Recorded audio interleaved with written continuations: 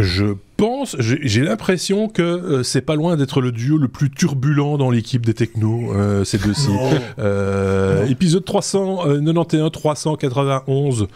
Pour ceux qui ne parlent pas belge, c'est avec d'un côté Thierry qui nous parle de Suisse, de l'autre côté de France, nous avons Aurélien. Bonjour à tous les deux. J'espère que vous allez bien, j'espère que vous qui nous écoutez, vous allez bien également. Comme d'habitude, les technos, vous le savez, c'est une revue de presse un petit peu particulière qui s'articule autour d'un abécédaire lui-même un petit peu particulier de temps en temps, il faut bien le dire, parce qu'on fait toujours des petites surprises, des petites blagounettes, mais c'est pas bien grave. L'essentiel, c'est que ce dont nos amis ont envie de vous parler soit diffusé et compris et éventuellement commenté si ça appelle des commentaires, que ce soit sous la vidéo de cet épisode, puisque vous le savez, nous sommes disponibles depuis toujours en vidéo sur YouTube, ou dans les applications de podcast, ou via les réseaux sociaux tels que Twitter, Mastodon, Facebook, etc. Je tiens à souligner d'ailleurs, j'y pense maintenant, que on a de plus en plus de remarques et de réactions sur Mastodon, ce qu'on a moins sur Twitter. Si, et donc je vais, pas cette fois-ci, mais je vous promets que je vais essayer de les épingler pour la semaine prochaine pour rendre hommage à ceux et celles qui nous laissent des commentaires sur Mastodon, ou qui laissent des commentaires, ou qui simplement partagent nos contenus sur Mastodon, parce que ça vaut la peine de le signaler également. Je vois le doigt d'Aurélien qui déjà se lève pour très scolairement poser une question. Non, c'est pour remercier encore des gens qui... vous savez qu'on a un pot commun dans lequel on publie les news que chacun des chroniqueurs relève, et donc vous avez accès à cette la veille pot commun, à la veille, et il y a des gens qui répondent aux veilles pour fournir d'autres sources sur les mêmes trucs, et c'est hyper sympa. Excellent. Et nous, ça nous aide à préparer. Ça enrichit. Excellent.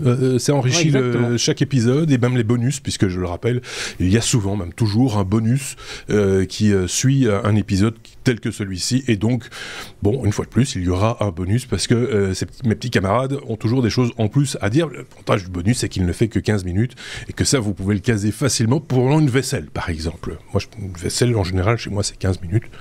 Après, je cloque des doigts, enfin, voilà, bref. Moi, j'ai une machine. Ah bah ouais, mais chacun son truc. Moi je suis pas riche. Je suis pas suisse, moi. Voilà. Si vous le permettez bien, on va passer à la première lettre de notre abécédaire, qui est un chiffre. 1.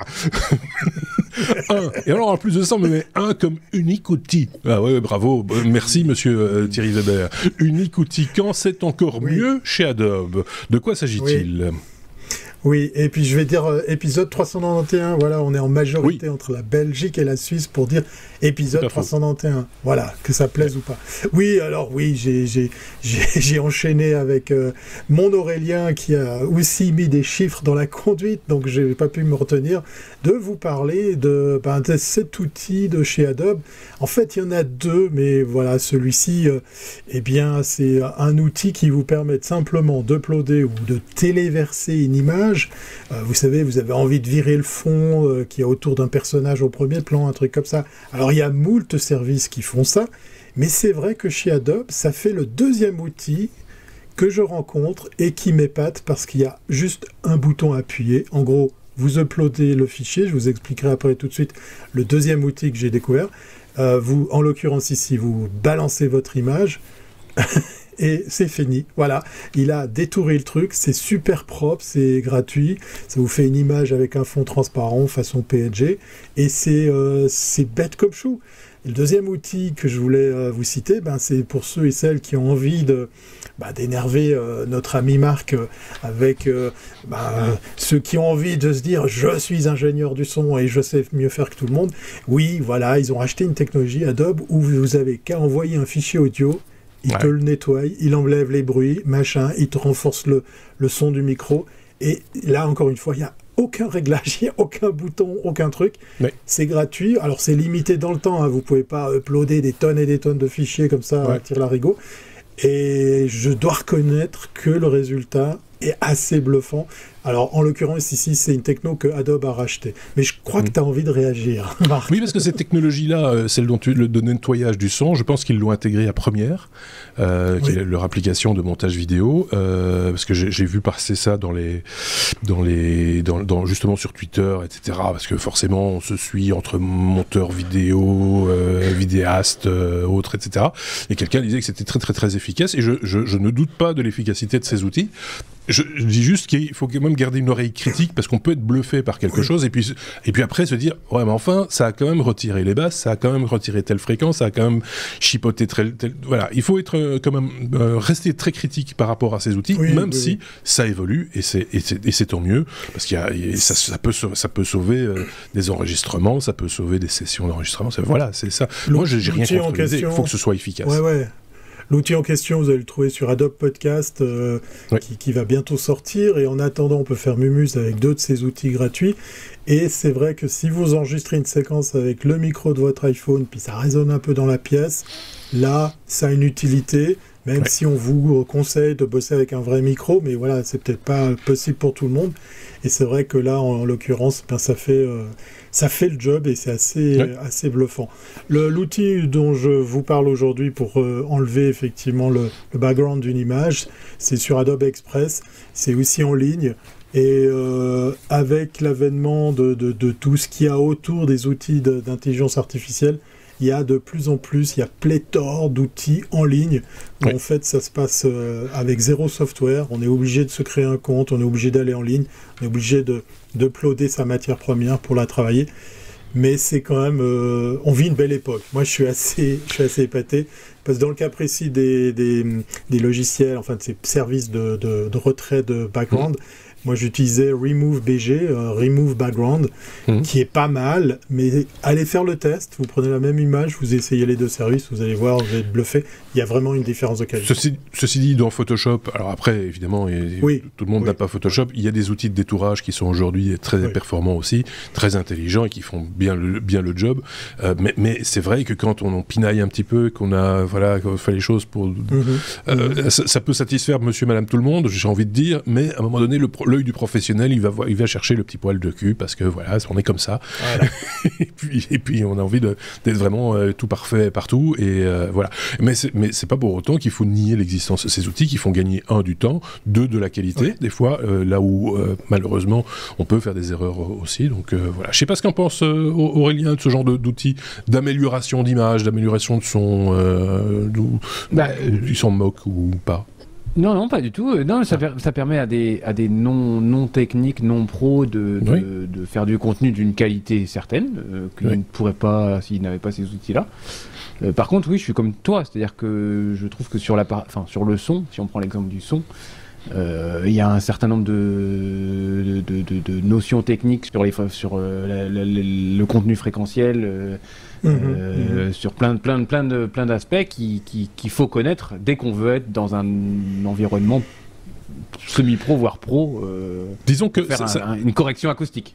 C'est comme les autres outils, j'allais dire analogiques presque du passé maintenant, parce que voilà, la technologie est ce qu'elle est, elle évolue. C'est qu'il fallait toujours avoir la meilleure qualité de base avant de commencer à chipoter. J'avais un prof d'électronique qui disait: tu touches au signal, tu fais de la merde. C'était sa manière de parler, évidemment, mais c'était en même temps, sans être imagé, on comprenait vite. Voilà. Et donc, tant qu'on reste un peu dans cet esprit-là, en se disant, je vais quand même faire attention à comment je vais enregistrer, je fais quand même attention à la position de mon micro, je vais quand même faire attention à tous ces petits détails qui finalement, à un moment donné, deviennent des réflexes, que ça peut pas être moins bon en bout de course. Ça peut vous sauver si jamais c'était... par malheur, le micro était mal positionné ou qu'il y avait un problème de batterie, un problème de câble, un problème de que sais-je. Mais il faut le prendre comme ça, comme des outils qui vont vous sauver. Si tout le monde commence à enregistrer n'importe quoi, n'importe comment, ces outils vont peut-être vous sauver, mais ça va devenir une cacophonie, ça va quand même devenir un peu bizarre à un moment donné. Voilà. Ça s'appelle du nivellement par le bas. Ça, moi, je suis pas pour. Oui. Très honnêtement. Ok, super Thierry, pour quelque part c'est un hommage aux outils Adobe, mais ça peut être aussi un hommage aux autres outils, parce qu'il y en a plein dans le même genre. Il faut un peu fouiller et un peu s'intéresser à ce domaine. La chiffre Sur un non, il y a une lettre. Oui, il y a une lettre aussi, oui. 4, comme 4L, Aurélien, la fameuse Renault 4L, la mythique Renault 4L qui a un second souffle quelque part grâce au rétrofit. Tu vois, moi, contrairement à Thierry, je pouvais pas faire autrement. Non, c'est vrai. C'était 4L, je ne pouvais pas la rebaptiser pour l'épisode. Quoi. Non, mais tu pouvais la mettre à R comme Renault. Mais B comme bagnole. E comme oui, tu aurais fait A comme Adobe. ça nous aurait arrangé. O comme A comme automobile. En fait, on aurait pu mettre des lettres, mais c'est bref. Oui, voilà. Non, mais nous, on est comme ça. Nous. Bon, voilà, c'est une petite news sympathique liée au salon Rétromobile. C'est un salon sur l'automobile ancien. Qui a toujours lieu porte de Versailles début février. Et donc, je vais vous parler d'une société qui fait du rétrofit. Donc, je vous rappelle, le rétrofit, c'est prendre une techno du passé et modifier, en l'occurrence, un véhicule, une moto, un scooter, un camion, un bus, ce que vous voulez. Vous enlevez le moteur thermique et vous le remplacez par quelque chose qui pollue moins. Donc c'est ça qu'on appelle du rétrofit et qui est aujourd'hui, enfin depuis la loi du 4 avril 2020, fortement encouragé en France. Il faut savoir que depuis la loi du 4 avril 2020, l'État permet d'acheter un kit, alors qui est homologué pour une certaine voiture, mais vous achetez ce kit et vous pouvez démonter votre voiture ou un garagiste agréé peut démonter des pièces d'une voiture et les remplacer par les pièces du kit. En l'occurrence, vous enlevez le réservoir, le moteur, ainsi de suite. Très important. Et j'insiste là-dessus, c'est un kit homologué parce que la marque a homologué, bien sûr. Oui, bien sûr, oui. Et donc Airfit, cette start-up, s'est lancée dans du rétrofit un peu particulier puisque il s'attaque à des véhicules mythiques, anciens et mythiques. Ce qui est plutôt malin. On parle de la 2 chevaux, on parle de la 4L, on parle de la R5 et on parle de la Twingo 1. Ouais. Ça, voilà, j'étais sûr que ça vous plairait. Ouais. Et donc Renault, alors c'est marrant parce que à Rétromobile, Renault s'est fait remarquer par ses vieilles R5 rétrofitées et en même temps Renault va proposer une R5. Un redesign de la R5 et va ressortir la nouvelle R5. Enfin, une R5 électrique, une R5 conçue uniquement pour l'électrique, modèle 2020, à la sauce 2023. Donc voilà, donc cohabitaient au Rétromobile des protos de la nouvelle R5 et des anciennes R5 rétrofitées. C'est ça, c'était un petit truc drôle. Donc je vous ai parlé de Airfit. Donc là, ils viennent de sortir ce kit qui est pour la 4L. Alors, ils disent que la puissance du moteur électrique a été aligné sur la puissance du moteur thermique de l'époque, 4 chevaux fiscaux. Vous ne ferez pas des courses avec ça. Non. 90 km d'autonomie. C'est très léger pour une voiture électrique. Aujourd'hui, pour une fourgonnette de livraison. 450. Ouais. Non, mais vous allez voir, c'est une charge rapide sur prise de 120 volts, 3h30, ils disent. Toutes les pièces du kit sont garanties 2 ans, sauf la batterie qui est garantie 3 ans. Je trouvais ça marrant. J'aurais fait l'inverse, moi. Voilà. Et donc, c'est le 3e véhicule après la 2 chevaux aussi. C'est la 2 chevaux fourgonnette qui dispose déjà de kit. Et donc ce kit, il vous en coûtera. Alors déjà, il faut avoir la 4L de l'époque, tout le monde n'en a pas. Et votre kit, il vous en coûtera 11 900 € TTC. Donc non monté, il arrive en carton chez vous. Donc voilà, c'est vraiment pour des gens qui aiment le look de la voiture, veulent. Enfin, c'est assez discutable. Maintenant, c'est pour faire une balade en forêt dans le week-end, c'est pas la voiture de tous les jours. Alors, je te coupe 2 secondes. Peut-être que c'est un des arguments que tu étais prêt à nous livrer. Je me suis désolé d'avance de te couper dans ton élan, mais je pense que le rétrofit en tant que tel, l'intelligence du rétrofit n'a de valeur justement que sur des voitures, des véhicules iconiques tels que ceux-là. Tu vas pas faire un rétrofit sur une Dacia qui a 5 ans. Tu vois ce que je veux dire ? Parce que là, ça va te coûter plus cher qu'une vraie voiture électrique quelque part, parce que si tu prends la valeur le résiduel de la voiture plus le kit de rétrofit, bah, tu arrives dans les 20 000 euros, bah, à 20 000 euros, tu as déjà des petites voitures électriques. Donc ça n'a aucun sens. Par contre, sur une voiture un peu iconique, une petite voiture de livraison, j'avais vu ça c'était sur les petites fourgonnettes Citroën, tu vois, en tôle ondulée, là, j'ai oublié le nom du modèle. Oui, c'est pas la Estafette oui, c'est C15 ou C15. Non, C15 c'est trop récent, c'est encore plus vieux que ça. Vraiment, enfin bref. Mais c'est des petites fourgonnettes. HY, le HY. Peut-être. HY. Oui, sans doute. Et donc, c'était dans les vignes, quelque part dans le Beaujolais, où les personnes disaient, pour aller faire visiter les vignes aux clients chinois, ils adorent ça parce que ça fait tellement local, mais en même temps, c'est électrique et c'est écologique et nous, ça nous arrange bien. Donc, il y a des idées comme ça qui sont pas complètement idiotes et qui, voilà, moi, je trouve ça plutôt pas mal. Franchement, c'est un peu cher, mais c'est pas mal. Ouais, mais par contre... je me mets un peu à la place de ces boîtes-là. Franchement, le marché, je sais pas combien il y a encore de carcasses de R5 qui traînent dans des granges. Il y en a, hein. Mais entre les gens qui vont se dire, moi je veux garder ma R5 telle qu'elle était ou ma Dodge telle qu'elle est, parce que, attends, le bruit du moteur d'une Dodge, c'était quand même un moteur à air, tout ça. Il y a des gens qui aiment ça, hein. Donc entre les gens, le peu de gens qui en ont encore et les gens qui disent non, jamais je toucherai à ça, les volumes vont pas, je sais pas s'il y a une réelle... Il y a débat, on est d'accord, c'est pas voilà, parce que celui qui aime vraiment les vieilles voitures, il va vouloir garder la vieille mécanique aussi, et tout ce qui va avec, on est bien d'accord. C'est une question de look, je pense que on a envie d'avoir le véhicule pour son look. Enfin, pour ceux qui ont envie d'avoir le véhicule pour son look, sans avoir les contraintes de l'essence, parce que ces véhicules-là, dans pas longtemps, tu pourras même plus rouler nulle part avec, parce que tu n'auras pas la bonne vignette, quoi. Hein, parce que ça pollue, c'est tout ce que tu veux. Donc, s'il y a moyen de continuer à avoir ce genre de véhicule un peu iconique, un peu rigolo, un peu amusant, parce que ne sont absolument pas les véhicules actuels, hein, quels qu'ils soient, c'est une solution parmi d'autres. C'est peut-être pas la solution, mais c'en est une. Je sais pas ce qu'en pense Thierry. Cette news me fait sourire parce que durant ce salon, il y avait aussi la remise des prix du championnat de France de GT classique, donc avec des moteurs classiques, des moteurs à combustion.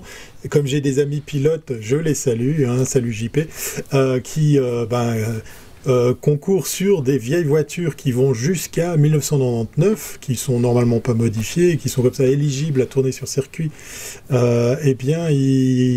Ils fêtent la fin de saison, la fin du championnat, en remettant les coupes à ces différents vainqueurs à l'occasion de ce salon. Donc c'était amusant d'apprendre que ces deux technologies se côtoyaient dans un même salon. Un salon qui a été incroyablement suivi, une affluence de malades. Je pense que c'est aussi peut-être l'effet après-Covid, mais je vois un intérêt auprès même des jeunes de se passionner, de s'intéresser autour du sport automobile et du moteur thermique. Donc oui, c'est un débat qui va sacrément durer. Je terminerai ma petite remarque en disant, je pense que c'est quand même quelque chose un peu de riche. J'avais vu un préparateur en Angleterre qui est aussi spécialisé en rétrofit et qui fait que sur des belles caisses. Mais je dois avouer que sur une vieille Porsche, sur les tout premiers châssis de 911, de se retrouver en électrique, ça a de la gueule. Ouais, c'est tentant, mais ça a un coût. Là, en l'occurrence, le monsieur, il fait du sur-mesure avec des capacités et puis des performances de malade. Mais je suis content de voir ce genre de projet. Ouais, il y a eu plein d'expériences comme ça en rétrofit avant que la loi ne soit votée. C'était évidemment illégal de le faire, ne serait-ce que par rapport aux fabricants, parce que le constructeur doit donner sa validation, parce que on ne peut pas faire ce qu'on veut. Donc moi je sais qu'en Belgique, quelqu'un l'a fait sur une Mercedes par exemple, jamais il ne pourra rouler avec sur la route parce qu'elle n'est pas immatriculable et Mercedes jamais ne va valider ce rétrofit qui est pourtant parfait. Mais c'est plus un exercice de style, on va dire, pour un ingénieur qui s'embête le soir dans son garage, quoi. Hein, mais voilà, c'est pour dire aussi que c'est possible de le faire, de le réaliser, et des fois pas non plus dans des coûts qui sont. Alors, on est d'accord que 11 000 euros, c'est à peu près le prix pour n'importe quel rétrofit, en tout cas de ce que moi j'avais vu. Même si on récupère des anciennes batteries Tesla, par exemple, qui seront moins chères que des batteries neuves, mais qui ont encore toute la capacité nécessaire pour des petites puissances, puisque On ne cherche pas à en faire une Ferrari de la 4L, hein, on cherche à ce qu'elle simplement elle puisse démarrer, déjà on sera content. Et donc il y a moyen de faire quelques économies sur du matériel d'occasion entre guillemets, tel que la batterie. Ça lui donne une seconde vie à la batterie, c'est pas totalement idiot non plus d'un point de vue purement écologique, j'ai presque envie de dire. Ok, bon ben voilà, c'est une bonne nouvelle pour ceux qui aiment ce type de voiture, hein, et en plus de ça ils sont pas sectaires chez Airfit, puisque ils ont aussi Citroën, hein, ils ont la Deux. Et la Deux. Donc Renault et la Deux, donc c'est plutôt pas mal. Super, passons à la suite. Avec la lettre A, enfin. Mais alors avec un truc imprononçable. AIPRM, Thierry. C'est 10 fois mieux avec ce plugin, il paraît. Il paraît que c'est mieux. Oui. Mais comme on ne sait pas ce que ça fait, ça peut être mieux, mais... C'était pour noyer le poisson, pour pas prononcer tout de suite le terme qui est sur toutes les lèvres depuis des mois maintenant. ChatGPT, voilà, ça y est, j'avais dit, il y a du ChatGPT dans cet épisode des technos. Dans le cas précis, en fait, on va aussi reparler de ChatGPT dans le bonus, donc restez connectés, et puis allez le voir, l'écouter quand il sera dehors, quand il sera sorti. Oui, alors, je vais pas vous réexpliquer ce que c'est ChatGPT, hein, c'est bon, tout le monde a, même la presse... tout venant n'arrête pas d'en parler, mais il y a des petits malins, des développeurs qui ont réussi à faire que maintenant vous allez devenir un dieu du ChatGPT, parce qu'en fait le challenge c'est pas de trouver les bonnes réponses, mais c'est comment formuler ces fameux prompts, c'est comment demander, et je mets des grosses guillemets parce que j'ai horreur de ce terme, à l'intelligence artificielle, les questions qu'on a envie de lui soumettre. En fait, ce plugin qui fonctionne sur Chrome, et donc si vous êtes sur Brave, ça marche aussi très très bien, va vous enrichir l'interface avec toutes sortes de templates. C'est-à-dire qu'en fait, en gros, par exemple, vous décidez, c'est pas très parlant là sur ce que je vous ai mis, il y a le deuxième lien, vous allez pouvoir vous faire une idée à quoi ça ressemble. Quand vous allez arriver sur l'interface, vous allez avoir des petites boxes, et puis vous pouvez faire des recherches dans ces boxes pour dire, tiens, j'ai envie de trouver un prompt pour réécrire mon CV. Donc vous allez sélectionner ce setup, et le prompt va vous demander, alors comment tu t'appelles, tu es spécialisé en quoi, c'est quoi ta formation, et à partir de ces éléments-là, il va savoir mieux formuler la demande à ChatGPT, à OpenAI, pour vous donner une réponse qui sera bien mieux foutue que si vous avez dit « Hey, écris-moi mon nouveau CV, parce que je suis plombier ». Voilà, parce que ça va pas suffire. C'est le fameux problème du contexte. Ouais, il va écrire comme d'habitude, comme un stagiaire bourré, quoi. Exactement. Merci à ceux et celles qui ont posé des commentaires sur le dernier épisode qui parlait justement de ChatGPT et des fameux œufs de chat ou de vache. Voilà, dans le cas précis, ça n'arrivera pas du tout avec ce genre de setup, puisque il y a pléthore de templates, il y en a pour tous les goûts. Alors, on est très axé quand même sur l'écriture, sur par exemple le CV, sur l'écriture pour le SEO, du jargon marketing. Il y a vraiment des templates très très utiles, et je dois dire que avant, moi je faisais l'exercice de demander à ChatGPT de d'abord me poser des questions pour mieux apprendre quelles allaient être mes demandes, pour qu'après il formule une réponse en conséquence. Là vous allez gagner du temps, parce que ces développeurs qui ont poussé le vice à de temps en temps s'insérer dans le prompt pour dire « Coucou, c'est nous qui avons développé ça, si tu aimes, fais un like, etc. » C'est assez amusant. Eh bien, vous ont mâché le travail pour que vous ayez des belles réponses et puis un résultat tout à fait digeste. C'est gratuit, ça marche donc sur Google Chrome ou sur Brave, enfin tout ce qui tourne sur Chromium, et c'est bluffant, parce que là vraiment vous n'avez plus d'excuses de plus savoir causer à ChatGPT pour lui demander des trucs. Comme d'hab, je vais dire la même chose que pour le premier sujet, c'est-à-dire que c'est un peu la position du moment. Oui. Je suis un peu attentiste sur ce truc-là. Je lui ferai pas confiance pour dessous. Il faut relire ce qu'il écrit, ce brave ChatGPT, parce que c'est même un peu tordu. Quand je dis stagiaire bourré, c'est vraiment stagiaire première année, hein. Et bourré, mais bien. Hein, son deuxième jour. Et voilà, c'est ça. Et donc, ça défriche le travail, on va dire. Hein. Si tu as besoin d'une liste de choses Voilà, tu dis tiens, sors-moi les 5 plus gros machins de Trucmuche, il va te le sortir et ce sera cohérent, on va dire. Vous demandez de commencer à faire vos devoirs, etc. Ne le faites pas. Parce que vous allez terminer con. Vous saurez faire des prompts, mais vous ne saurez plus écrire. Donc, c'est autant continuer à faire ce qu'on a l'habitude de faire et s'aider peut-être d'une béquille qui utilise cette technologie. Pour l'instant, en tout cas, ça va évoluer. Hein. Je pense que c'est bien parti pour, mais pour l'instant, moi, c'est ce que je vois. C'est mon avis, il est personnel, mais je le partage. Je ne sais pas ce qu'en pense Aurélien. J'avais même pas. Voilà. Non, mais ça m'a un peu stressé parce que non, c'est pas ça. C'est que j'avais même pas pensé qu'on pouvait faire son. Enfin, j'avais même pas réalisé que qu'il y avait des gens qui penseraient qu'on pouvait faire son CV sur ChatGPT. Ça me. Si, lettre de recommandation, de motivation. Tout de motivation, c'est bluffant. Ah non, mais c'est bluffant. Je sais. Mais c'est ça. Mais c'est. Il y a des gens qui écrivent leurs podcasts avec ça, qui écrivent des podcasts très écrits, machin, etc. Plutôt que de se casser la tête, ils demandent à ChatGPT de le faire à leur place, et puis ils lisent. Oui, parce que dans les réglages que tu as, tu choisis la langue, tu choisis le style d'écriture, tu choisis le style de texte. Donc par exemple, ça peut être émotionnel, ça peut être classique, ça peut être sérieux, ça peut être... Enfin voilà, il y a plusieurs réglages. Et ça a vraiment une. Mais quand tu dis ça peut être sérieux, ça ne peut être que sérieux parce que si tu lui demandes de faire de l'humour, c'est naze. Hein. Alors, voilà, ça part pas, ça passe pas les thèmes. Oui, ça dépend les thèmes. Voilà. Mais disons, quand on choisit la composante humour ou la composante un peu. J'allais dire easygoing, mais il y a un autre terme qui est listé. Dérision. On sent qu'il essaie de se lâcher un peu, mais voilà. Oui. N'oubliez pas que c'est du conversationnel, c'est de l'amalgame de mots, de syntaxe, de phrases. Surtout. Voilà. Mais bon, voilà, il faut prendre les choses pour ce qu'elles sont et pas lui conférer trop d'importance. C'est déjà très bien, hein, mais plus d'importance qu'on l'imagine, quoi. Aurélien, pour conclure. Je vais cramer une partie de mes notes du sujet suivant. Tu vois, maintenant, on croise les sujets. Je vais reparler de l'IA et de ChatGPT après, sur d'autres aspects. Et je suis tombé, en préparant là, sur le mot inférence. Vous savez, on en a un peu entendu parler, mais moi, j'ai poussé le vice jusqu'à aller chercher la définition.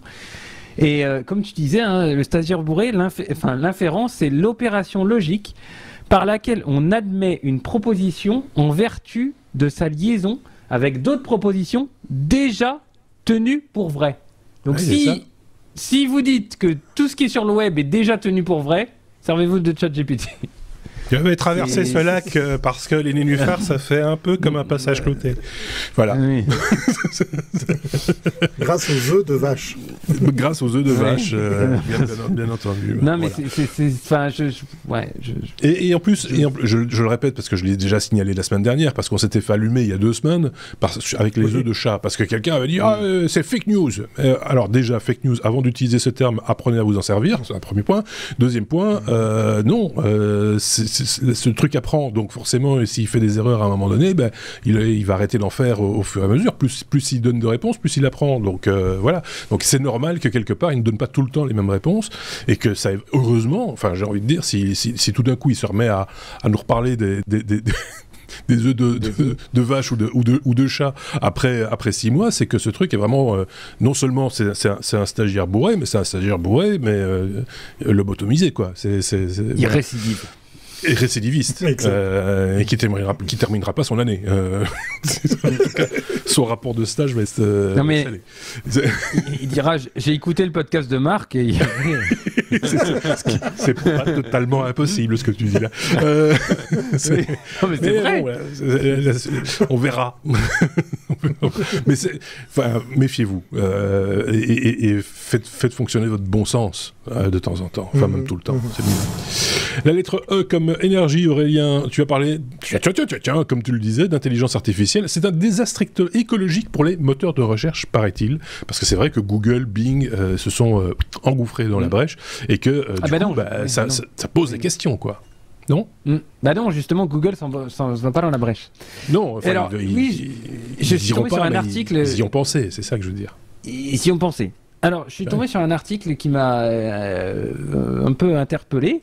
Et puis, je me suis rappelé qu'il y a quelques années, souvenez-vous, on disait, si vous faites deux recherches Google, ça dépend... Non. Non, tu confonds avec un autre moteur de recherche, mais c'est pas grave. Non, l'énergie qu'il faut pour faire deux recherches Google, c'est l'énergie qu'il faut pour faire bouillir une tasse de thé. Alors, oui. Bon, monsieur, vous vous souvenez pas de ça? Et là, l'article dit clairement, l'un des patrons de Google dit clairement, si on intègre une IA dans notre moteur de recherche, chaque recherche coûtera 10 fois plus cher. Alors là, j'ai commencé à me dire, on va faire nos calculs parce que... Toute la théière. Ça fait pas mal de thé. Ça fait la thé pour tout le monde. Donc, je suis reparti. Alors, je me suis dit, tiens, je vais regarder combien de grammes de CO2... Alors... Ce que je vais dire, j'ai des sources. Les sources sont dans le lien du podcast, vous pourrez aller vérifier. Ouais. Combien de grammes de CO2 correspond à une recherche Google. Donc selon Google, parce que Google a ses métriques, ça fait 0,2 grammes par recherche. 0,2 grammes de CO2. Selon l'université de Harvard, vous irez voir les notes du podcast, c'est 7 grammes. Bon, déjà, il y a un petit ratio. Oui, il pose pas la même question. Je vous rappelle un truc. Vous prenez une voiture d'il y a 10 ans. Essence. Petite cylindrée, tout ce que vous voulez. Est-ce que vous savez combien de grammes de CO2 ça fait au kilomètre pour 100 km Mon moyenne. Même, moi je... Alors je vous dis, ça fait, vous prenez 100 grammes de CO2 au 100 km, soit 1 gramme par kilomètre. Oui. Donc ça veut dire que déjà, selon Google, quand vous faites une recherche Google, vous avez avancé votre voiture de 200 mètres. Oui. Selon la recherche de Harvard, avec une recherche Google, vous avez émis autant que votre voiture sur 7 km. Pas mal. Sans IA. Oui. Si maintenant je rajoute l'IA, je multiplie par 10, une recherche Google égale 70 km. Non mais là je sais, selon le Harvard, mais je sais, franchement, si ces ordres de grandeur sont réels, c'est le chemin pour aller jusqu'à la bibliothèque en fait. Oui, c'est ça. Et pour après. Oui, quand t'habites en Suisse, quand t'habites en Suisse. Mais je te coupe 2 secondes parce que quand même, soyons sérieux. Les recherches Google, à partir du moment où il y a un genre de cache aussi sur la recherche, c'est-à-dire que toi tu poses une question, il va peut-être chercher dans les moteurs, dans ses serveurs, machin, etc. Mais une fois qu'il a trouvé la réponse, il va la garder, il va la stocker jusqu'à temps que quelqu'un repose la même question et il va moins consommer, il va moins. Cette soi-disant consommation d'énergie, elle est aussi fonction de qu'est-ce qu'on fait avec ces recherches, quelles recherches on produit. C'est pour ça que je disais les recherches d'Harvard sont peut-être plus complexes que celles de simplement dis-moi qui je suis dans Google, quoi. Oui, mais alors, attention, dans ces calculs-là, je n'ai pas été faire les calculs jusqu'à la virgule, mais ils comptent les serveurs, ils comptent les clim, parce que c'est loin d'être négligeable. Et donc le problème aujourd'hui, puisque je reviens à l'article en question, le problème aujourd'hui, c'est que je cherche dans mes notes, le patron de Google a dit moi je vais pas intégrer une IA dans mes recherches Google. Pourquoi? Parce que ça va me coûter 10 fois plus cher et que le modèle économique de Google basé sur la publicité ne me permettrait pas de financer une quelconque c'est logique les recherches. Donc j'ai même des chiffres, voilà, si les 3, c'est une Morgan Stanley, qui est un organisme, une banque américaine, qui a dit que si la moitié des 3,3 billions de recherches envoyées l'année dernière à Google se faisait avec une IA, ça représenterait un surcoût pour Google de 6 milliards, ce qu'aujourd'hui ils sont absolument pas absorbés. Ils ne savent pas absorber. Donc, et alors, il y a tout, vous lirez l'article, ils expliquent aussi que à partir du moment où c'est une IA et donc une intelligence conversationnelle, ça fournit des réponses qui sont de plus en plus longues, et plus c'est long, plus le coût devient exponentiel. Donc du coup, il est certain que, contrairement à Bing, Google n'intégrera pas parce que leur modèle économique ne le permet pas une IA telle ChatGPT. Mais par contre, ils font des recherches pour voir si des modèles plus petits, qui ont besoin d'être moins entraînés et qui consommeraient beaucoup moins de GPU. Parce que même, vous imaginez, même pour Google, le nombre de GPU qu'il faut mettre, le nombre la puissance de calcul qu'il faut mettre, l'alimenter, c'est tout des coûts fixes et des coûts récurrents qui peuvent pas être absorbés par le modèle actuellement. Donc, je suis conscient que les chiffres que j'ai annoncés sur les kilomètres équivalents c'est du pifomètre, mais quand même, je me dis que ça existe disons que ça donne un ordre de grandeur, enfin ça permet de comparer les ordres de grandeur. L'ordre de grandeur, moi j'en suis pas convaincu, très honnêtement, sur les kilomètres, etc. Moi non plus, ça me paraît tellement énorme que... Mais si on te dit que c'est 10 fois plus, ça permet de se projeter un petit peu, de dire, ah ouais, c'est quand même beaucoup, quoi. 10 fois plus, ça fait beaucoup. Mais même une recherche Google, on fait ça tellement naturellement, rapidement, sans s'en rendre compte. On compte plus, sans compter, monsieur. Non, mais cherche sans compter. C'est vrai. Non mais vous savez quoi? L'article dit mettez vos URL dans vos favoris parce que tout le monde passe par Google pour aller chercher les sites web. Bien sûr. Et ça, ne serait-ce que ça m'énerve ça. C'est un geste écologique, ça. Oui, bien sûr. Et qui est certainement et qui est certainement beaucoup plus un geste qui est certainement beaucoup plus écologique que de retirer ces chargeurs qui restent collés au mur sans rien derrière. Par exemple. Oui. Mais j'aime bien comprendre les choses et... On sent. Ouais, ça m'énerve. Il y a des gens qui pas l'embêter avec ça. Ils tapent tout dans le champ de recherche Google, même des additions. Ça m'énerve. Voilà, plutôt que de sortir la calculatrice, on préfère taper 20 x 48 dans le champ de recherche et Google très gentiment répond, sans faire nécessairement une recherche. Non, mais vous savez, voilà, il ne faut pas chercher la réponse. T'as besoin d'une IA pour faire ça, mais oui, c'est ça. Donc c'est le début, c'est la base, quoi. Mais le sujet est intéressant, il est vaste, effectivement. Je le dis chaque fois qu'on parle d'IA maintenant, le sujet est vaste et on pourra pas on ne fait toujours que l'effleurer chez les technos. Et quoi encore? Termine. Mais non, mais on parle de gestes écologiques, on parle de tout ça, mais on se rend, on est à milieu de se rendre compte de ce qu'il y a derrière. Mais il faut y penser. Ceci étant dit, ça dit aussi beaucoup de choses de la part de Google qui, quand même, prétend de plus en plus utiliser de l'énergie verte ou recyclable, panneaux solaires, etc., et qui s'inquiète quand même de la consommation d'énergie que ça produit. Donc il y a une ambiguïté là derrière aussi, quoi. Je veux dire, je voulais pas être le rabat-joie, mais ça pue le truc. Et on va vous dire ça parce qu'en fait, nous, côté IA, on touche pas une bille. Oui, c'est ça. On va vous raconter notre histoire pour vous faire oublier qu'on n'est pas prêt. Parce qu'effectivement, le problème du CO, de la pollution de manière générale, si tes serveurs sont alimentés par des panneaux solaires ou des éoliennes ou des marées motrices ou le problème, il est réglé, quoi. Voilà, on passe à la suite. Comme interdiction, Thierry. Quand c'est non, c'est non. C'est non pour TikTok aux USA, par exemple, et pas qu'aux USA. Mais je sens que tu vas nous en parler. Oui. Je ne vais pas faire long là-dessus parce que vous avez tous passé. Moi, je pourrais faire long. Oui. Oh, alors, il adore TikTok, Marc. Ça m'a fait. Mais moi aussi. C'est pareil sur TikTok. Mais non. Moi aussi. Jamais. Moi aussi. Non. J'adore TikTok et j'adore tout ce qu'on raconte là-dessus. Il y a tout et son contraire, comme cette fameuse étude qui dit non. Le contenu qu'on développe pour les États-Unis et l'Europe n'est pas fait sciemment pour abrutir les têtes blondes parce que nous, en Chine, on met des trucs intelligents à la place. Bon, voilà, on ne saura jamais, mais ça sent pas bon de toute façon. Mais tout d'un coup, il y a tout le monde qui a envie de se payer une nouvelle virginité par rapport à ça. L'Europe, c'est pour pas les nommer, les États-Unis qui commencent aussi à prendre des sanctions.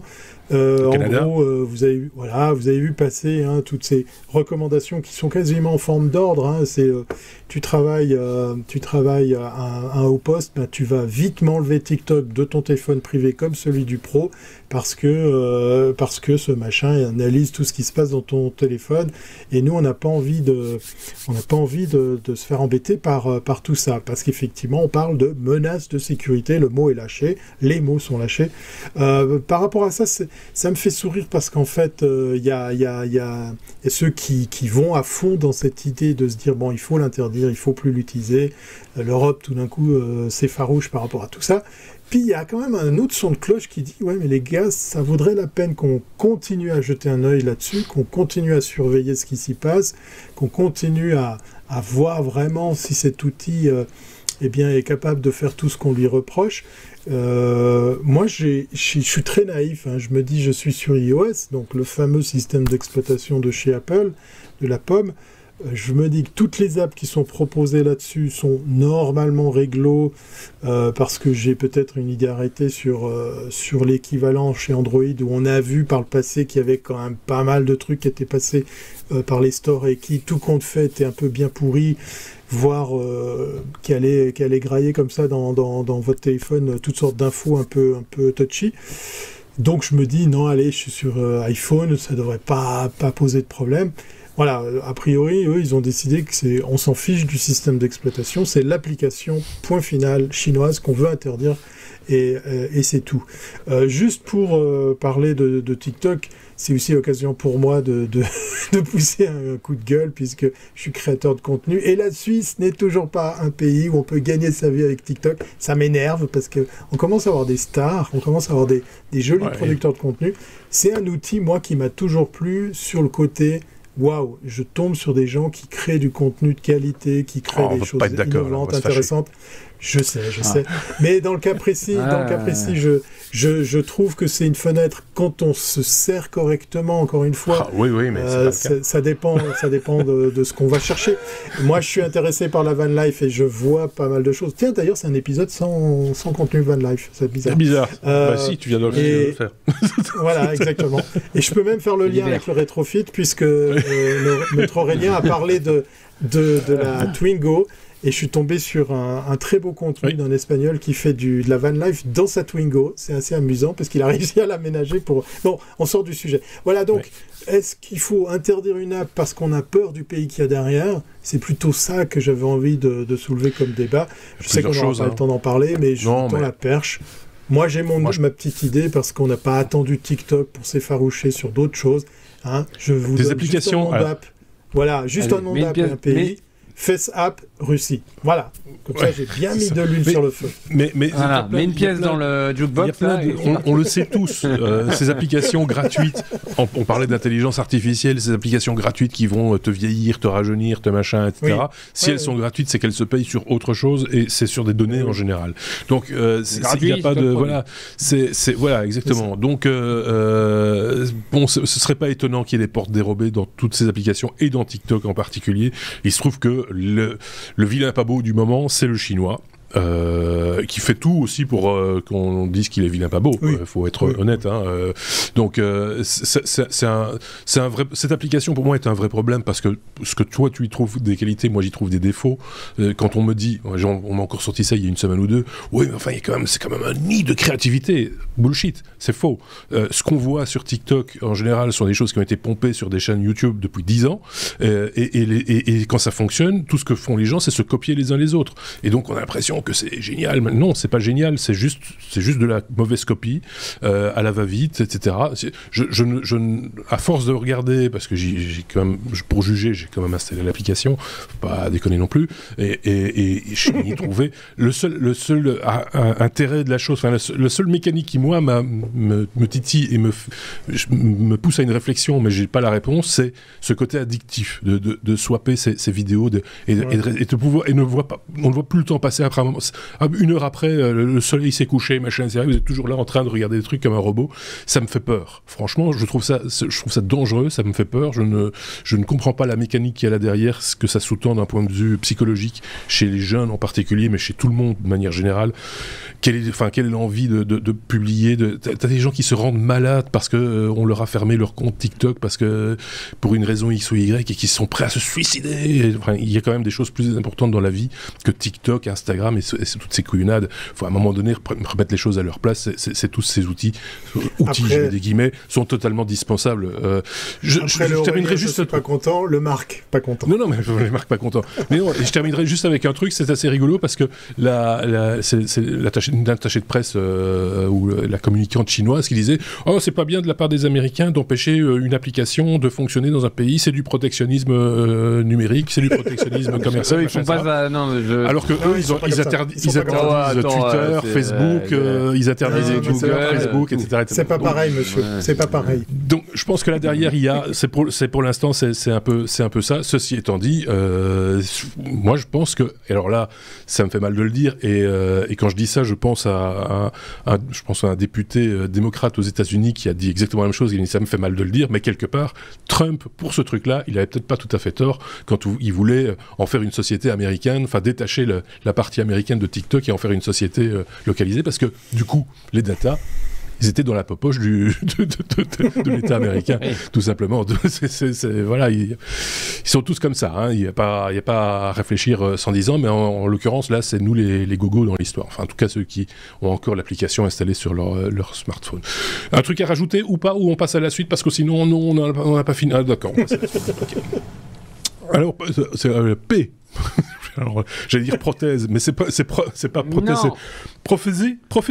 prophétie, c'est un jeu de mots. Oui, mais ça s'écrit PH avec I, avec deux E. J'ai un OK, excusez-moi. PROPHESEE. Voilà, pour ceux qui nous écoutent. Voilà pourquoi je doute. C'est de quoi s'agit-il ? Start-up française. OK. Oui. C'est une start-up française, monsieur. Oui, c'est mon coup de cœur de la semaine. C'est hyper intéressant. Et donc je remercie notre auditeur qui a remis une source suite à la publication de cette news. Donc en fait c'est un projet de recherche qui est devenu start-up en 2014. La start-up s'appelait Chronocam et donc maintenant ça s'appelle Prophétie. Alors pour ceux ça a été porté pour ceux qui s'intéressent, ça a été porté par l'Institut Carnot Voir et Entendre et le nom du projet, c'était le système ATIS, A-T-I-S. C'est notre voilà. Et donc, c'est une start-up qui a développé un capteur. On va associer ça à une caméra d'un genre complètement nouveau. C'est-à-dire que ce capteur ne va pas filmer comme une caméra standard telle que celle qu'on utilise, un nombre de lignes, un nombre de colonnes et tous les X temps mesurer l'intensité lumineuse et la couleur de chacun des pixels, mais ne va être sensible qu'à la modification du pixel. On pourrait voir un peu le pendant au mouvement ou au changement de couleur du pixel. D'accord. Et donc, ce capteur, il va être très rapide. Donc, il équivaut à une caméra rapide. Hein, on parle de la microseconde. Et il est sensible à tout ce qui est modification de lumière. Dans la lien que je vous ai mis, il y a l'interview vidéo du patron. Et si tu vas un petit peu plus loin, tu vas voir, il y a l'image standard et l'image de la caméra. Où on voit bien ce qui se passe, c'est vers le milieu, la fin. Et donc, cette caméra, elle consomme très peu, elle va très vite, et donc elle a plein d'applications. Et il y a quelques temps, voilà, on le voit là à l'image. Il y a quelques temps, donc je sais pas si tu peux décrire sa marque. On voit quelqu'un qui parle et qui bouge les mains. On voit que la personne, plutôt que d'être filmée comme tu le disais classiquement avec une caméra, on voit que les contours de la personne, parce que c'est ce qui bouge, tous les éléments qui bougent le plus, on va dire, soit par chrominance, enfin par couleur, par éclairage, comme tu le disais, ou par mouvement, puisque forcément, si tu es devant une fenêtre et que tu bouges le bras et que tu as un pull noir, c'est un mouvement, c'est un changement de lumière en même temps. Donc c'est ça qui se voit en fait, c'est ces contours, ces pixels-là qui ressortent en gros. Je pense qu'on peut pas l'expliquer autrement. Donc allez voir la vidéo voilà. Ouais. Donc ils ont fait non, pas du tout. Mais donc il y a plein d'applications, parce que donc ils ont fait un partenariat avec Sony. Ils ont fait un Eval Kit, donc vous pouvez acheter aujourd'hui cet Eval Kit pour utiliser ce capteur-là et voir ce que vous pouvez en faire. Donc faible consommation, très très rapide. Les applications, c'est par exemple la détection de la vibration d'un moteur qui est l'une des causes de panne, pour faire de la prédiction. On parlait aussi de pilules. Compter des pilules ou du riz ou des aliments en grains, du maïs, des choses comme ça. Et pourquoi on en parle cette semaine? Parce que ils viennent de... Donc c'est une start-up française, je vais faire mon chauvin à la Thierry, et ils viennent de signer un contrat majeur avec Qualcomm pour que ces capteurs-là, que vous pourriez retrouver à l'arrière de votre smartphone dans les prochaines années, soient intégrés nativement dans les puces Snapdragon de Qualcomm, et donc les gens qui vont développer des téléphones portables auront directement accès à cette génération de capteurs optiques, donc en complément de tous les autres capteurs optiques. Imaginez un peu tout ce qu'on pourra faire avec... on fera de la fusion de données optiques sur votre téléphone. Et tout comme aujourd'hui, vous avez différents capteurs, un grand angle, un machin. Vous aurez une nouvelle façon de... J'entends, alors je trouve le truc intéressant parce qu'effectivement quand on montre, on a vu dans la vidéo, et évidemment on vous met le lien vers la vidéo, on vous laisse pas tout seul, n'hésitez pas à aller jeter un petit coup d'œil avant ou pendant que vous écoutez ce podcast, mais on voit effectivement à un moment donné un moteur qui manifestement a un problème d'axe ou autre, enfin en tout cas il rentre en vibration, et donc on voit clairement qu'il vibre, et on le voit grâce à cette technologie, parce qu'avec l'image classique, comme tu disais, avec X lignes par seconde, enfin par unité de temps, 25 FPS, tu le verrais pas. On le voit pas vibrer parce que ça va trop vite, en l'occurrence. Tout ça, je le comprends. Mais par contre, on est bien d'accord que pour voir qu'un pixel bouge ou qu'il y a un changement de luminosité, il faut que la caméra, elle, soit totalement statique. Or, dans un téléphone portable, par définition, on n'est pas statique du tout avec son téléphone. Donc, je me demande à quoi va servir cette technologie intégrée dans nos smartphones. Ça, c'est une colle. Ouais, non, là tu me colles. Vous avez 2 ans. Mais en tous les cas, je pense qu'il y a plein d'applications. Ouais, c'est le côté rapide, le côté fréquence d'image très rapide, et qui te dit mais à quoi ça va servir dans un téléphone. Moi, je pense que ça permettra de mettre en veille. De savoir qu'est-ce qui bouge ou qu'est-ce qui ne bouge pas dans l'image de manière beaucoup plus fine qu'un capteur classique, qu'un capteur standard, et par exemple ça pourra aider à la stabilisation d'un portrait, par exemple. Ok. Je te dis ça à chaud. Mais tu veux faire un portrait avec... Je pensais plutôt que l'image, par exemple, serait déjà stabilisée parce que tu as des moyens mécaniques de stabiliser les lentilles, et que lui rentrerait en action parce que dans l'action que tu es en train de filmer ou de photographier, il voit effectivement par exemple les différences de pixels. En tout cas, techno française. À creuser. Oui, mais c'est une techno française, on verra après à quoi elle va servir. Ils ont levé ils ont levé des sommes assez énormes, plus de 120 millions, je crois, d'euros. Pour cette techno sur plusieurs années, mais en tous les cas très beau jumelage avec Sony, avec Qualcomm, voilà, oui, c'est ça, mais c'est ça le truc aussi, c'est que quand tu as cette espèce de ligne d'horizon qui est de se dire on va intégrer à terme, ou en tout cas on espère intégrer à terme cette technologie dans un processeur Qualcomm, ça ouvre des perspectives de capitaux intéressants, parce que rien que sur la licence, chaque fois qu'il y a un processeur Qualcomm qui sort, donc chaque fois qu'un smartphone sort d'usine, tu prends des pépettes, et donc ça les gens qui financent ces startups, ils aiment bien ce genre de concept, évidemment. Donc on verra bien, mais je sais pas si chez vous avez une opinion, un avis sur la question, n'hésitez pas à partager ça avec nous sur les réseaux sociaux ou en commentaire, évidemment, on sera très heureux de vous lire. On est à la lettre R comme Reuters. On parle de l'agence de presse, évidemment, Thierry, qui s'est servi d'un accessoire qu'on connaît bien, les AirTags, pour une enquête, en gros. Oui, Reuters, c'est comme ça qu'on prononce ici en Suisse, désolé. Oui, moi je dis Reuters parce qu'on a une... Enfin voilà, c'est... Oui, voilà, d'accord. Oui.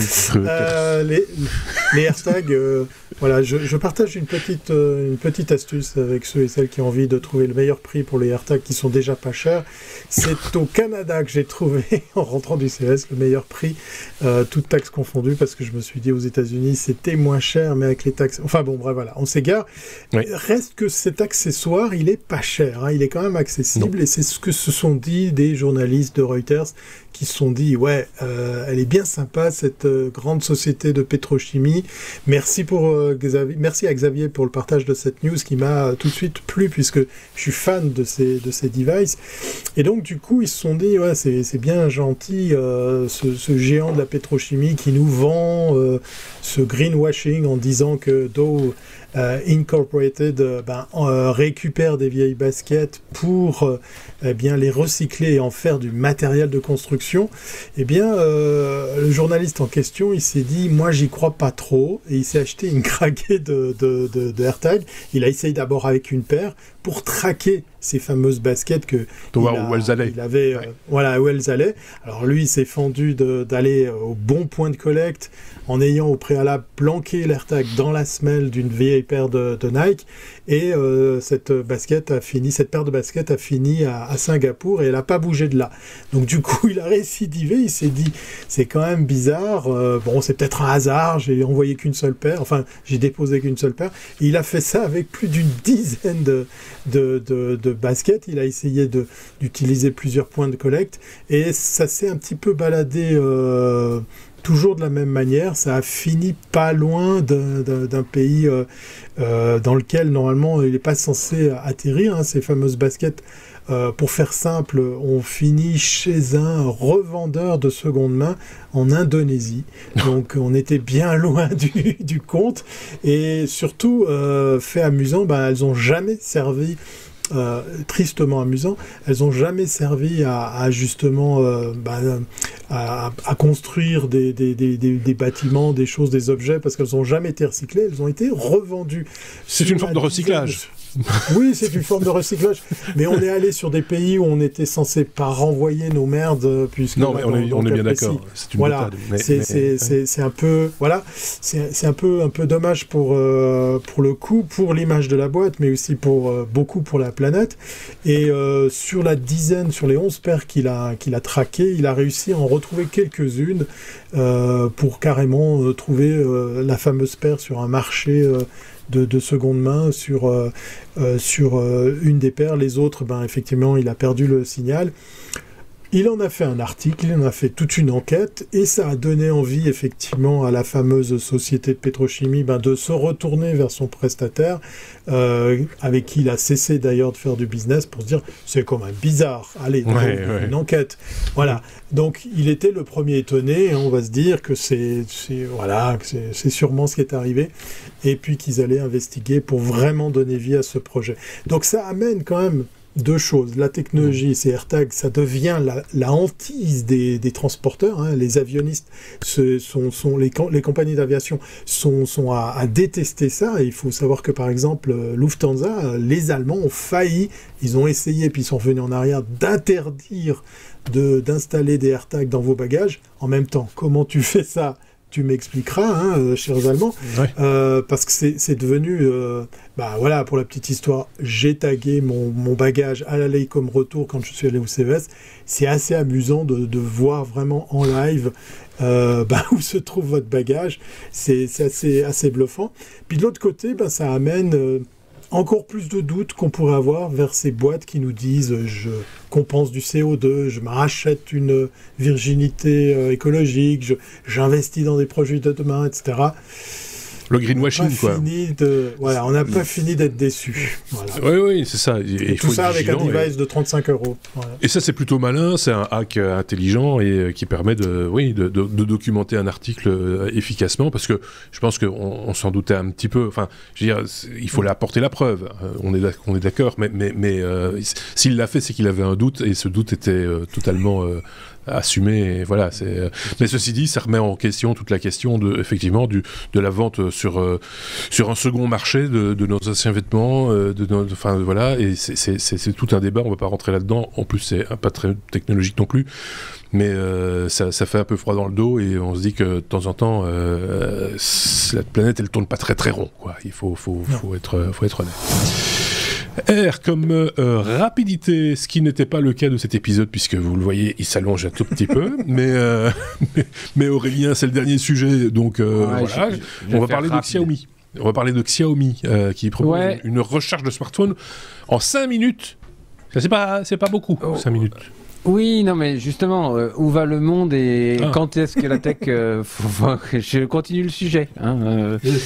Oui, alors, vous savez, nos amis chinois, Xiaomi et Oppo, se font une petite compétition, à savoir qui rechargera une batterie de smartphone le plus vite. Sans la faire exploser. Sans la faire exploser. Brûler, Et donc, nos amis de Xiaomi viennent de battre le record du monde. 5 minutes pour recharger, avec un chargeur de 300 watts. Donc, à mon avis, le chargeur, il commence à être plus gros que le smartphone. Oui. Et donc le chargeur, il prélève 300 watts. Et le précédent record était de charger à 240 watts. Et ils ont chargé Xiaomi à 280 watts. Il passe, donc vous avez la vidéo ici, où vous avez de 0 à 50% en 2 minutes. Et en 3 minutes restantes, ils vous font les 50 derniers pourcents. Donc pour ça, ils utilisent des je vais y arriver. Oui. Des batteries avec des électrodes en carbone et non en graphite, qui permettent de réduire la taille. Les batteries ont une capacité légèrement plus faible, légèrement plus que 4100 à la place de 4900 mAh sur 3V3 bien sûr. Et donc Xiaomi dit qu'ils ont un chargeur hyper techno avec des MOSFET en nitrure de gallium. Alors j'ai pas le temps d'expliquer ce que c'est, mais ça permet de minimiser les pertes dans les chargeurs et d'aller de hacher à très très haute vitesse. D'accord. Et qui leur chargeur a 50 protections contre les surtensions, les surcourants, les surchauffes, tout ça, et que c'est hyper sécurisé. C'est ce qui est hyper sécurisé. Par contre, ces batteries-là, a priori, pour l'instant il n'y a pas le retour dessus, mais il y aurait moins de cycle de charge, on pourrait faire moins de cycle de charge que les batteries, on va dire, classiques. Oui. À quoi ça sert ? C'est la question que j'ai posée. Non, mais je veux dire... On recherche, parce qu'on va être honnête, on recherche certes très vite, mais on consomme autant d'énergie, voire même peut-être plus, sur une charge complète. Peut-être même plus. Enfin, il y a un moment, je sais pas à quoi sert cette compétition. Je pense que la technologie, c'est très intéressant. Il y a une vraie question sur la batterie. Au-delà du smartphone, je te coupe Aurélien, au-delà du smartphone, il y a une vraie question sur la durée de recharge des batteries dans l'automobile, par exemple, où on voudrait qu'on puisse charger la batterie aussi vite qu'on remplit son réservoir, en gros. Exactement. Pour l'instant, c'est impossible. Non. Parce que si on transpose ça, le facteur là, il faudrait une centrale nucléaire. La station de service, ça serait une centrale nucléaire, quoi. Donc, c'est ça. C'est le genre de chargeur que tu laisses pas dans la prise, je pense. Ça aussi. Même si tu branches. Oui, et puis la taille du cuivre, enfin, tu imagines. Oui, non, c'est juste en fait, c'est un concours de ZZ, quoi. C'est un concours de kiki. Oui, exactement. Mais c'est des Chinois, donc. Exactement. Oui, donc du coup, ils ont de la marge encore. Donc, qui a dit ça On va se faire des copains. Ouh là là, on va se faire des amis en Chine. Comme si c'était pas déjà le cas. Va jouer au ballon. Bon, bref. On a fait le tour de la question de cette espèce de... Voilà, on vous met les liens, hein, comme d'habitude, évidemment. Vous pourrez vous rendre compte par vous-même, vous faire votre propre opinion, puisque ici, c'est notre opinion qu'on vous partage. Voilà, après vous en faites exactement ce que vous voulez, sauf des insultes. Ça, j'interdis. Oui, nous on n'aime pas. Non, ça j'apprécie pas du tout. On a comme ça, pendant qu'on était en train d'enregistrer cet épisode, justement, je voyais des commentaires un petit peu allumés sur un vieil épisode d'il y a 1 an. D'un coup, quelqu'un qui s'est réveillé en disant « Mais qu'est-ce que vous avez dit ? Non, je ne suis pas d'accord, vous êtes des cons. » Ok. Non, pas ok. C'était il y a 1 an, en même temps. Oui, l'info a peut-être changé, j'en sais rien, j'ai pas analysé plus en profondeur, donc voilà. Donc restez joviaux, comme on dit, parce que nous on aime bien ça et on peut ne pas être d'accord, et tout en entretenant une discussion et échangeons des informations, voilà, et chacun se fera un petit peu son opinion. Qu'est-ce que je voulais dire ? Le bonus, hein, on est obligé, parce que là on n'a plus le temps de toute façon. Donc on va se dire à très très bientôt pour le bonus. Si ça se trouve, il est déjà là. Vous irez voir. Merci Thierry, merci Aurélien. Et donc du coup, on se dit à bien vite. Du coup. Oui, salut. Tout à fait. Ciao, allez, salut.